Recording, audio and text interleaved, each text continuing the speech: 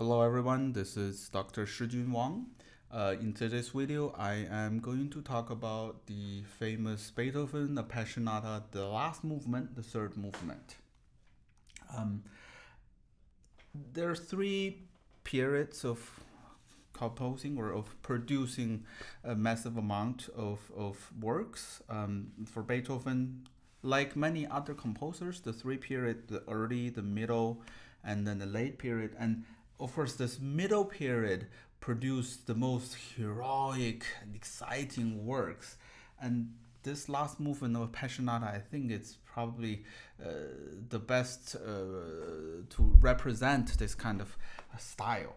A lot of tension, a lot of energy, like the title of this piece. And in order to express this kind of feeling, the most important element in this case is rhythm. We always talk about harmony, melody, rhythm being the most important three components.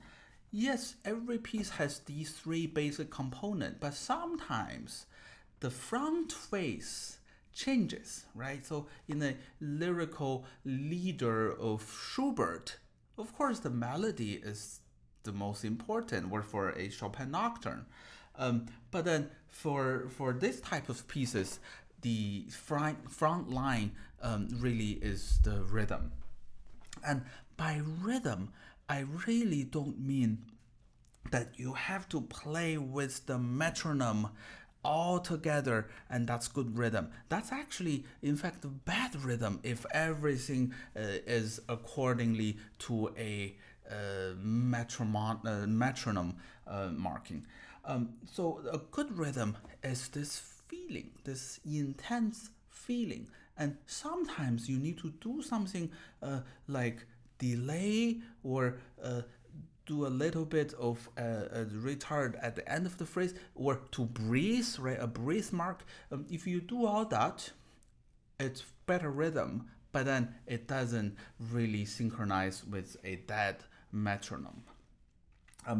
But other than this counting, there are two other rhythm-related elements that is super important in playing Beethoven. Number one is how to play the rest. Rest is really a terrible way of calling these moment without playing any notes. Because rest, the most direct meaning is take a break, right? So if you take a break from music making, it doesn't really show the rest of Beethoven's intention. These rests needs to be even stronger. Yeah, you need to even have a stronger feeling on those rests. It's a moment of intense feeling.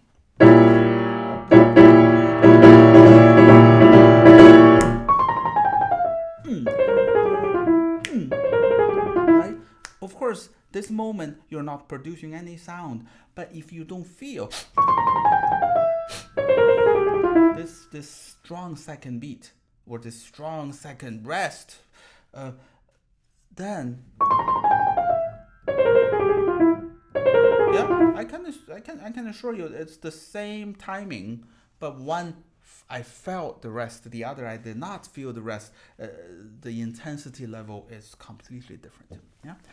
The other very important kind of like a Beethoven signature is the wrong accent. The wrong, yeah. He sometimes put an accent on a non-downbeat. For instance, in measure 98, after this,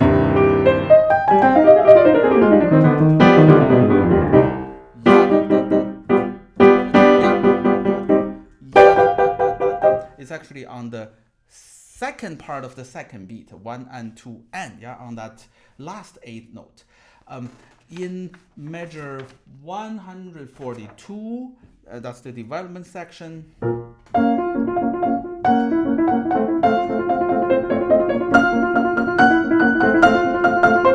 Yeah, it's actually on the second part of the first beat. Yeah, and usually when Beethoven writes these kind of sforzandos, he writes many in a row. Yeah, it's not just one or two, sometimes more than 4, sometimes 8. Yeah, so it really shows this stubbornness. Yeah, if he wants something, he is going to get it. This second movement and third movement really is connected. Yeah, Beethoven wrote attacca, really means you have to play these connected, and even if he didn't write it, we have this pivot chord. Yeah, the last chord of the second movement is the same as the first chord, the first harmony of the third, and of course completely different, right? It's even in a different key, but this diminished chord. Yeah, so the second to the last chord is pianissimo, the last chord is fortissimo. Beethoven don't write softer than pianissimo or louder than fortissimo. So this is the most contrasting dynamic marks you can ever have in between two notes in Beethoven. So this is as soft as possible. And if you notice, this rolled chord, it's from the bottom to the top. 1, 2, 3, 4, 5, 6, 7, 8, 9. Yeah. And then the next chord, only the left hand has the rolled sign, right hand is a chord. Yeah. So you play it at the same time. And also he marked secco, meaning dry. Yeah. So and the second chord comes in suddenly.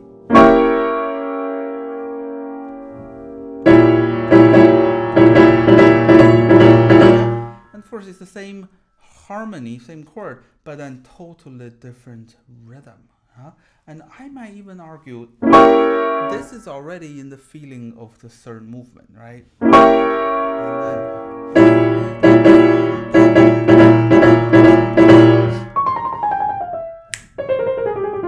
Yeah, of course, when you perform, you're not going to do that, but then you feel this very strong second beat in your mind.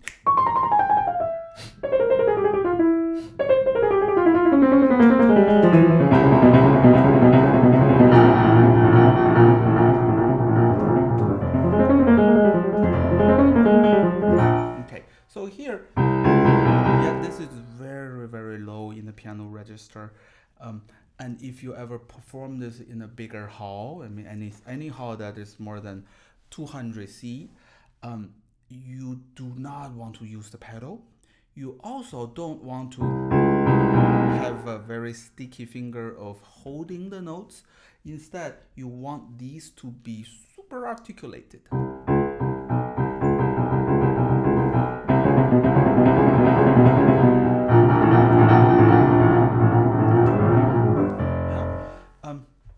Well, it's a side note, it's not directly related to this piece, but then Beethoven, in his late work, he started to use metronome markings.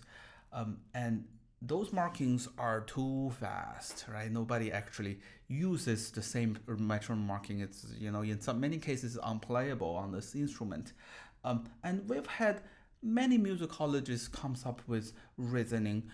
Most of them just say, his metronome is broken, yeah, because it's just unrealistic. And so far, it hasn't convinced me. I mean, Beethoven is not a dummy. I mean, yes, he didn't have a computer, but he does have a watch, right? So that at least he can relate. If something is 120, that's twice per second. I guess he could have access to that. Right, so just to say his metronome is broken, I don't think is that convincing. But so far, only Barenboim's explanation that really convinced me. He said because he was deaf, he couldn't hear. Yeah, and then music has weight. Yeah, so it needs time to pass the space into your ears. But then if he is really composing in his mind, he's thinking everything much faster. Yeah, we can really do a same analogy of reading. Yeah, if you are reading a book, you can read it really fast in your mind. Yeah, just read it. But then if you have to read this out loud in front of people, it's at least twice as slow, right? It will take twice as long time for you to finish it by speak out loud, word by word. So here's the same. If he's thinking, it's fast. Yeah. So why do I mention that? So this, to play this a little slower, it's actually why we have this limitation of physics. Yeah, how even if you physically can play it very fast, but then we physically cannot hear them clearly in a bigger space. So play them short and a little slower. Yeah, I guess in this room it sounds okay. But then if I were to play this in a much bigger hall, I might even do this even slower. Okay, so here,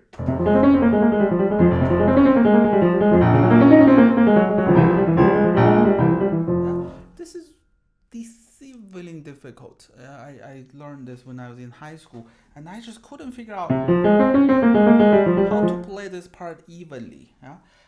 I think now I figured out how why it was difficult, because at the very beginning, the hand position mostly is having wide keys. So the hand position is below, like here. But then in the next part, most of the notes are black keys. So you actually need to make sure the hand is prepared to go much further into the keys, closer to this lid, and then come back. So although it's just 2 seconds and it's very fast, it's probably a few seconds pass by, but you're actually moving twice. And then come back. So we need to mentally prepare our hand to go forward and then come back. And the other thing is, you want to make sure there is weight upon the fingertips. The easiest way is to lift your wrist a little bit higher. Yeah, if everything is low, there is really minimum weight. But then if it is higher, then the weight is just instantly it's upon the fingertips. And yes, this is pianissimo, but then if every movement is generated from finger only, you create tension from a very early stage of this piece. You probably will be exhausted by the third page. So basically here, I'm using free energy, and this energy is the weight of my arm.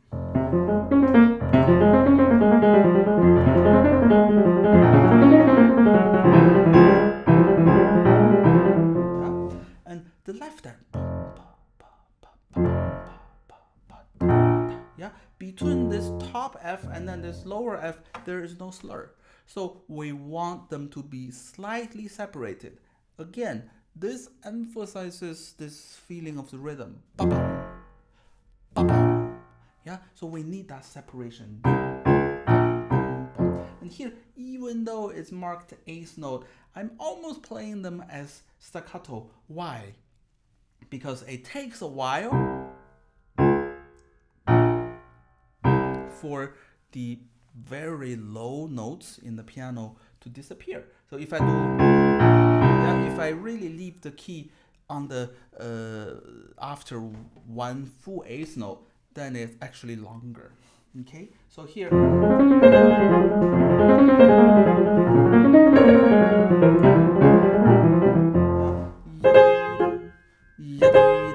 This very quick repeated note. Make sure we do not play both notes on the same spot of the keyboard.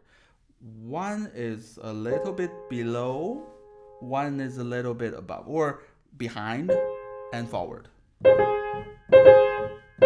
And then.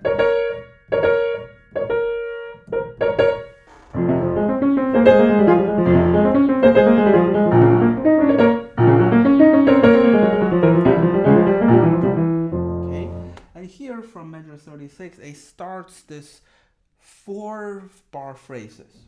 And yes, the beginning it has 4-bar phrases, but here really Beethoven emphasized it by putting hairpins in this.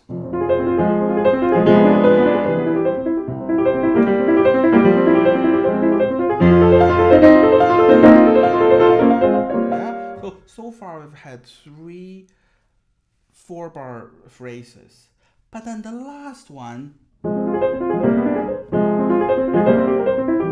is a 2-bar phrase. Yeah, so that the last ending really is not a complete ending. It's half of the ending, and it's piano. So it's almost like Beethoven gave up. Like, I don't want to finish it perfectly. Yeah, and it's intentional because this same pattern 4 plus 4 plus 4 plus 2 kept happening. Okay, and in this part, yeah, of course, it's this and then it's this harmonic tension, but also we have a second melody in the right hand pinky. And here, a voice exchange. Right hand has la, si, do, re. Left hand is re, do, si, la, right? And the right hand is marked 16th note. Yeah, but we shouldn't really treat them as like jumpy 16th note. It's 8th note. So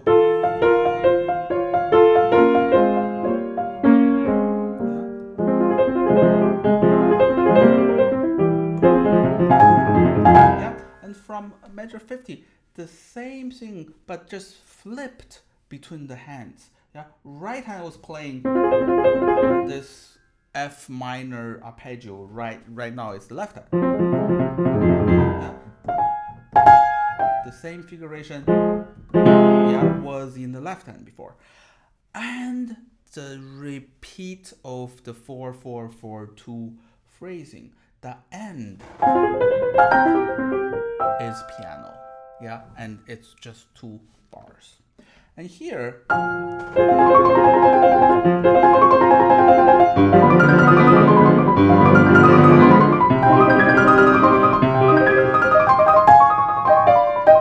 this part, when I was in high school, it really bothers me because I have to try so hard to play left hand clearly, but then when I try hard, it becomes loud. Yeah, then that kind of covers my right hand. So really, in the case of double notes, yeah, this is the third and then octave, we should not think about this as double notes. We should think about this with a single note with a shadow. So that's the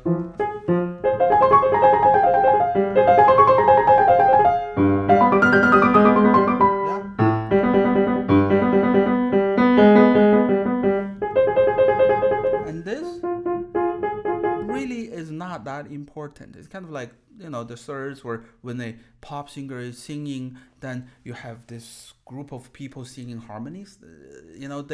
They of course are singing, but they don't want to be heard. Yeah, it's that same kind of analogy. So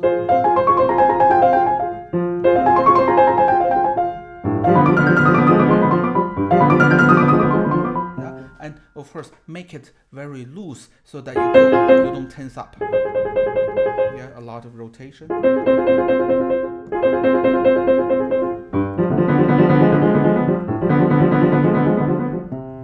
Yeah, and of course the key is to play them really, really soft so that they do not cover the right hand.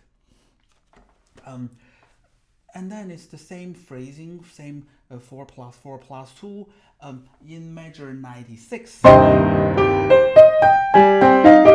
What do we call that? A canon. So, and then a wrong accent. So this is really the climax of the exposition.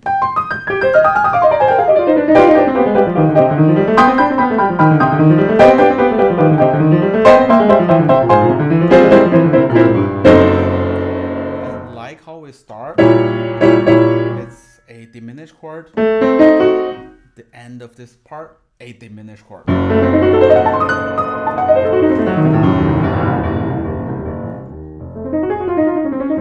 The beginning of development section, yes, very similar to even that white key going to black key figure stays the same. But there are actually quite a few new materials inside this section. Number one is from the measure 134. We have a canon. Yeah, so clearly this is the harmony is more important. Yeah, we want to go to the A natural and then resolve back to B flat. But then none of these should interfere with this perpetual motion, meaning every 16th note you have something in there. Da, da, da, da, da, da, da, da. Yeah.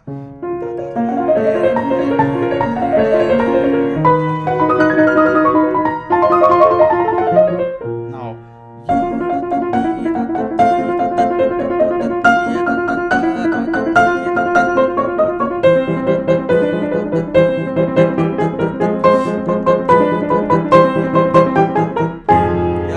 the wrong accented part, and I don't know how many he put, more than 10. And this really reminded me of when I was taking a lesson with Emmanuel X in his apartment in New York City. And I was playing the last movement of Tempest. And at the very end, there was a climax. Right? When this suddenly becomes kind of violent. And he was showing me how Beethoven was just banging his head against the wall.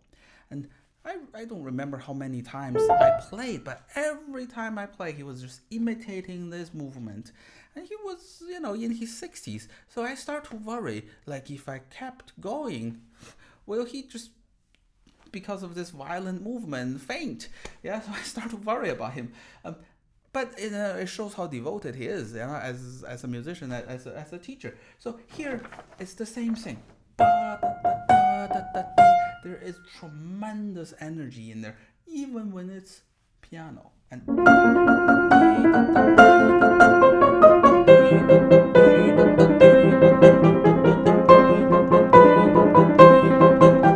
then it kept growing by throwing a cannon. And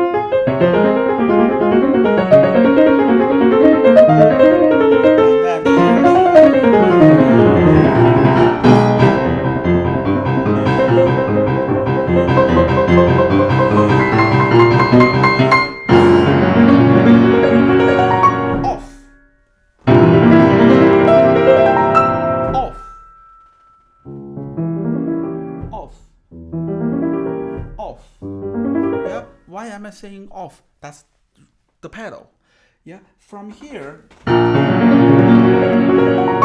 Beethoven marked, you have to lift the pedal very rhythmically at the very beginning of the next measure. Yeah, and then 4 measures later here, he marked it very clearly. It's in the middle of the bar. So on the second beat, 1, 2, 1, 2, 1, 2, 1, 2, 1, 2, 1, 2.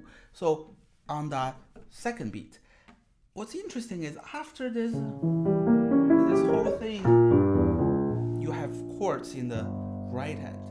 And how long are the chords? Well, he had a bass and then a pedal, but then when do you leave that chord? It's precisely 1 beat and a half. So dotted quarter, 1, 2. So if we count instead of 1 and 2 and 1, 2, 3, 4, this will precisely, you have to lift your hand on the 4th count. 1, 2, 3, 4, 1, 2, 3, 4, 1, 2, 3, 4, 1, 2, 3, 4, 1, 2, 3, 4, 1, 2, 3. Yeah, and before it was the 1st count and the 3rd count, now is the 4th count. We have to be so precise because Beethoven it's very insistent. The end of this has a coda section, And very, very unique in this case, the Coda section has a brand new material. We never had this kind of chords before. And with these chords, it's piano, and it's very rhythmic. Da, da, da, da, dum. And if we want to play them piano, and this poor top melody is up against something as low as that, how can we emphasize the top and still make it piano and still make it louder than the others? Yeah, you see this very difficult tasks.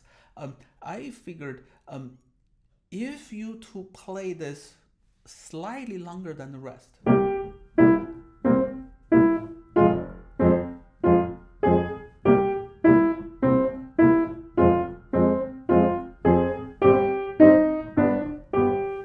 it's still piano, you can still hear it, and then it's not too loud. Yeah, so that's how you practice it. But when you really play this in tempo,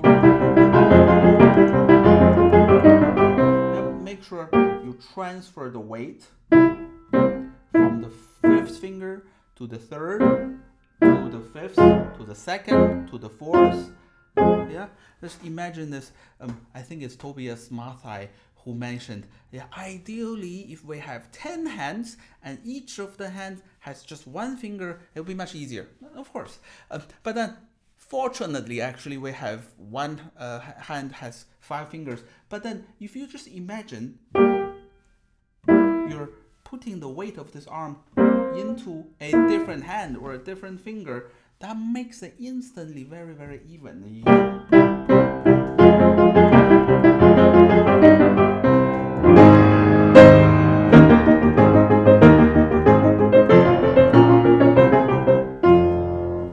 And here again, Beethoven started this journey of many, many sfuzzandos. So we don't want to start very loud, but then definitely this thumb has to bring that sfuzzando. So twist your arm.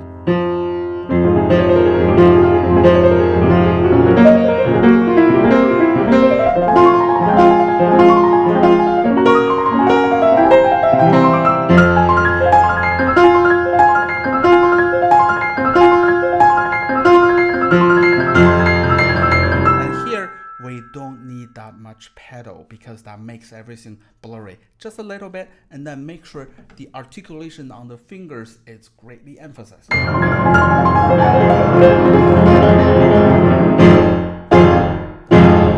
No retard at the end, because and then the pedal really we don't want that kind of pedal, because if you have a long pedal, it gives a curved feeling. So the sound is actually dropping at the end. But then if you have very short pedal or even no pedal, it has this feeling of it's ending, but then it's still very strong when it ended. Yep. And why do I say no retardando? Again, we want this car to keep going without ever hit the brake. Yeah. So if we slow down, it really makes it less exciting than that.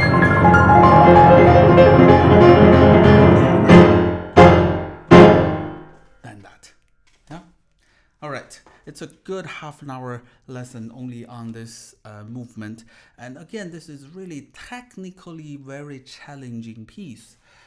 So if you ever have questions, you can ask under the comment and provide me with a specific measure number and what's the problem. I will try my best to help you. And again, I'm preparing this for my next recital program, so I will be constantly working on this as well.